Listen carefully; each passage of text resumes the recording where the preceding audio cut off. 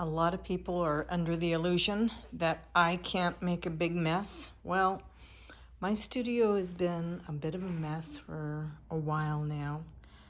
I've been working on a big project, and what you see on my desk right now is some of the value studies for a bigger project that I was working on.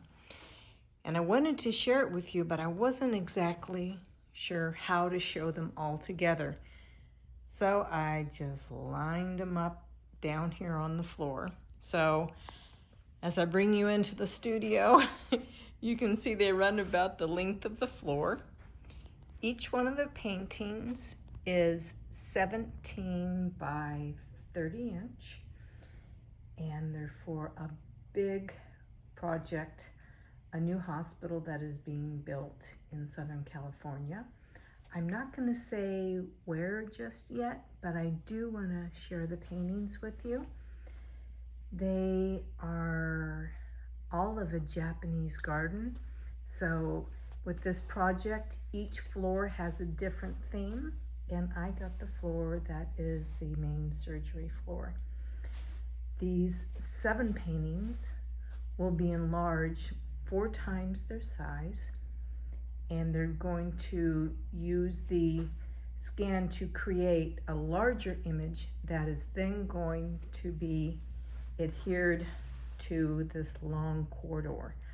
I'll have, I guess, a space that's about 75 feet long, and all my paintings will go down along that corridor. And so instead of an empty corridor, is going to be filled with my paintings. So as people walk down, they're not going to be just surrounded by what can look like just an institutional space in a hospital, but hopefully something that will bring them a little bit more comfort and something to look at.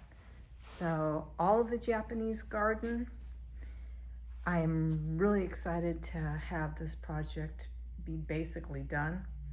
What I have to do now is, just get the final approval done, and I will be delivering these paintings hopefully a little bit later this week.